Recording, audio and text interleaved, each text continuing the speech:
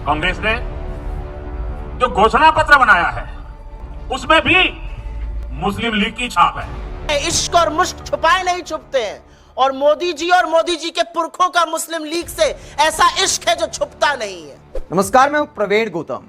दोस्तों, धर्म की राजनीति के सहारे 400 पार के अभियान पर पीएम मोदी कांग्रेस की घोषणा पत्र की तुलना मुस्लिम लीग से कर रहे हैं, तो कांग्रेस प्रवक्ता सुप्रिया श्रीनेत ने इसे लेकर पीएम मोदी को इतिहास याद दिलाया है।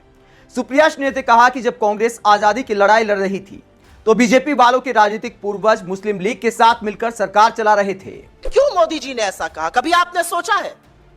कुछ और कह सकते थे कि ये गलत है, ये नहीं संभव है, ये नहीं होगा, कुछ भी कह सकते थे। ये क्यों कहा? क्योंकि यही दिल का प्रेम है। इश्क और मुश्क छुपाए नहीं छुपते हैं, और मोदी जी के पुरखों का मुस्लिम लीग से ऐसा इश्क है जो छुपता नहीं है। आपको याद होगा 1942 में जब महात्मा के आह्वान पर मौलाना आजाद कांग्रेस के अध्यक्ष थे, सारा देश सड़कों पर था, करो या मरो का नारा था, भारत छोड़ो आंदोलन चल रहा था, और ऐसे में श्यामा प्रसाद मुखर्जी बंगाल में, मोदी जी के पुरखे सिंध में, मोदी जी के पुरखे नॉर्थ वेस्ट फ्रंटियर प्रोविंस में मुस्लिम लीग के साथ मिलकर सिर्फ सरकार ही नहीं चला रहे थे, अंग्रेजों को चिट्ठियां लिखकर यह भी सलाह और मशवरा दे रहे थे कि इस आंदोलन का कैसे दमन किया जाए।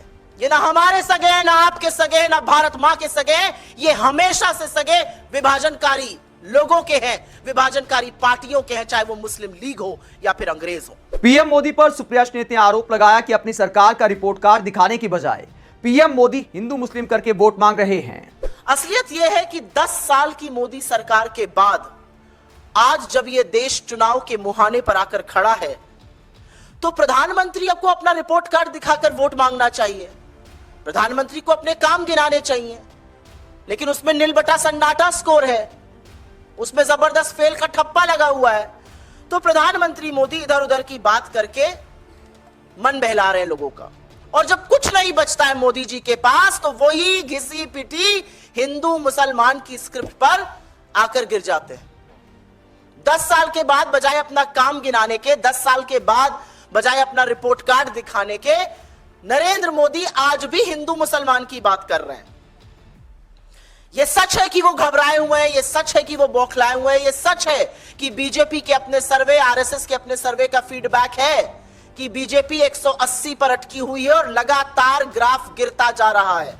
कभी कभी व्हाट्सएप पढ़ के लगता है कितनी घटिया भाषा है, और उसके कुछ घंटे बाद प्रधानमंत्री वही भाषा बोलते हुए मंच से नजर आते हैं। तो इस देश का प्रधानमंत्री घटिया व्हाट्सएप लिखते हैं या इस देश को चलाने की कुवत रखते हैं? सवाल इस बात का है। आप 21वीं शताब्दी के चुनाव में इस तरह की राजनीति को लेकर क्या सोचते हैं, जहां धर्म के नाम पर लोगों को मूर्ख बनाया जाता है और पब्लिक इस आधार पर बड़े स्तर पर वोट भी करती है? एक तरफ पीएम मोदी विकसित भारत का नारा देते हैं, दूसरी तरफ देश को इतिहास में उलझाए रखते हैं। आप पीएम मोदी के इस तरह के चुनाव प्रचार को लेकर क्या सोचते हैं? कमेंट बॉक्स में अपनी राय जरूर दें। अगर आप हमारी पत्रकारिता को पसंद करते हैं तो थैंक्स के ऑप्शन का इस्तेमाल करें, वीडियो को लाइक करें, चैनल को सब्सक्राइब करें। नमस्कार।